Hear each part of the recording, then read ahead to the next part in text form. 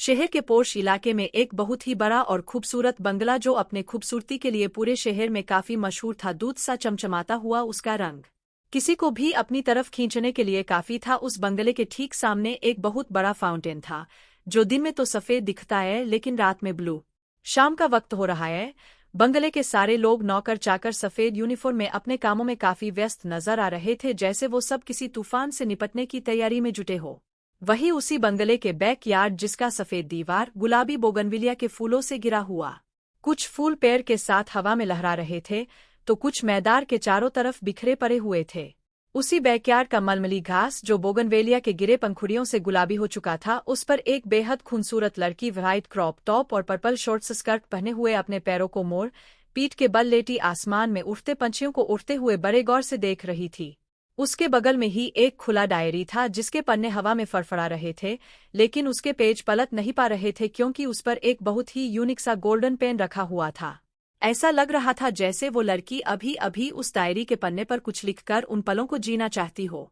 इसलिए वो लड़की गहरी सांस लेते हुए अपनी आंखें बंद कर ली, लेकिन उसके ओंठ हल्के से हिल पड़े जैसे वो किसी से कुछ कह रही हो। ख्वाब जो कभी हकीकत बन जाए, कुछ इस तरह से तू मेरी जिंदगी में शामिल हो जाए, गुलाबी होती शाम में तू कभी मेरा हाथ थाम जाए, शर्म से नजरें हुकाए तेरा दीदार हो जाए, बस इतनी चाहत जता जाए कि तेरे एहसास भर से मेरी धड़कनें बढ़ जाए। इतना कहते हुए उसके खुले ओंठ बंद हो गए। उसी वक्त उस सफेद बंगले का भारी भरकम गेट खुला और एक बड़ी सी कार बंगले के आगे आकर रुकी। कार के रुकते ही दरवान और कार के आगे बैठा आदमी तुरंत कार से उतरकर पीछे का दरवाजा खोलकर खड़ा हो गया। कार से एक बहुत ही स्टाइलिश लेडी उतरी जिसकी उम्र यही कोई 45 साल के करीब होगी। स्लीवलेस स्टाइलिश ब्लाउज के साथ लाइट ग्रे गोल्डन बॉर्डर की साड़ी जो बड़े सलीके से पिनअप किया हुआ था। वो आंखों पर ब्लैक चश्मा लगाए अपने ऊंचे हील के साथ चलती हुए बड़े ही शान से बंगले के अंदर आई और हॉल में पहुंचते ही अपने आंखों से चश्मा हटाते हुए चारों तरफ देखने लगी जैसे कुछ ढूंढने की कोशिश कर रही हो, लेकिन जब उसे वो नहीं दिखा जो वो देखना चाहती थी तो वो गुस्से से चीखी। उसके चीखते ही सारे नौकर चाकर हॉल में हाथ पीछे बांधे अपनी नजर नीचे किए एक लाइन से खड़े हो गए। कहा है अनिका, जब हमने कह दिया था कि हम आ रहे हैं तो आप लोगों ने उसे बताया क्यों नहीं? सबको चुप देखकर वो लेडी गुस्से से मीनू की तरफ देखते हुए बोली, आप उसकी नैनी है ना, फिर उसे बताया क्यों नहीं कि मैं आ रही हूँ? वो हकलाते हुए बोली, जी मैडम, मैंने बेबी से कहा था कि आप आ रही है, लेकिन वो। मीनू इतना कहकर चुप हो गई। वो लेडी गुस्से से बोली, कहा है वो, तुरंत उसे मेरे कमरे में भेजो। ये कहते हुए वो लेडी गुस्से से अपने कमरे में चली गई। उसके जाते ही सब एक साथ मीनू का चेहरा देखने लगे। मीनू खींचते हुए बोली, मैं कोई भूत हूं जो तुम सब मुझे ऐसे देख रहे हो? तभी उनमें से एक ने कहा, भूत तो नहीं, लेकिन आपको अनिका बेबी के बारे में सब पता होता है? मीनू अपनी गर्दन हिलाते हुए बोली, हाँ पता है। वो कहा है, जाओ तुम सब जाकर अपना काम करो, वरना मैडम तुम सबको कच्चा ही चबा जाएगी।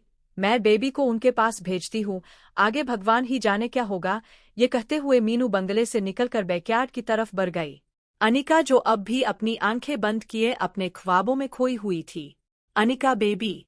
मीनू की आवाज सुनकर अनिका आंखें खोलकर मुस्कुराते हुए मीनू की तरफ देखी।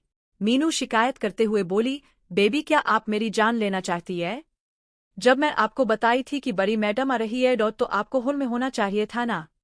वो आपको ढूंढ रही है, चलिए उनसे मिल लीजिए।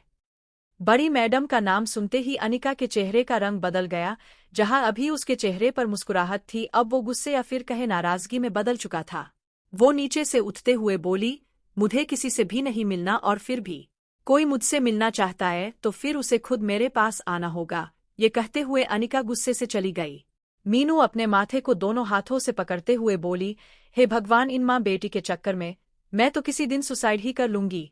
अनिका अपने स्टडी टेबल पर बैठी कुछ पढ़ रही थी, तभी उसके कमरे का दरवाजा एक जोरदार आवाज के साथ खुला, जिसे सुनते ही अनिका बिना पीछे मुड़े ही अपनी आंखें कसकर भींच ली। तुम्हें पता था ना मैं आ रही हूँ, तो फिर तुम मेरे पास आई क्यों नहीं? वो लेडी पूरे तेज से बोली। अनिका बड़े ही सपाट लफ्जों में बोली, क्योंकि मुझे इसकी जरूरत महसूस नहीं हुई। अनिका का जवाब सुनते ही उस लेडी का गुस्सा और बढ़ गया। तो अब तुम अपनी माँ से ऐसे बात करोगी?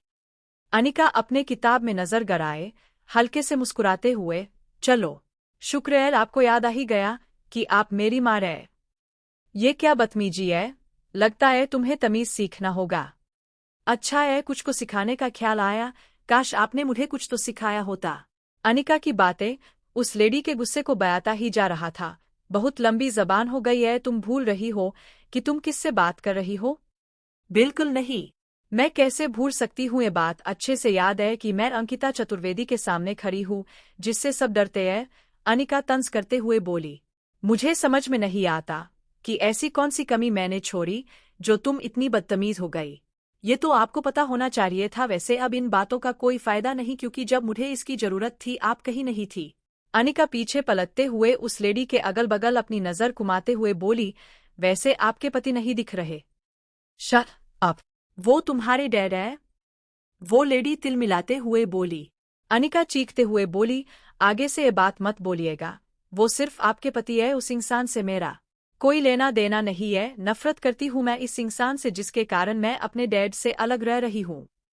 तभी एक जोरदार तमाचा अनिका के गाल पर आ लगा। वो दर्द से छटपटा उठी। वो आंखों में आंसू लिए गुस्से से अंकिता को देखी।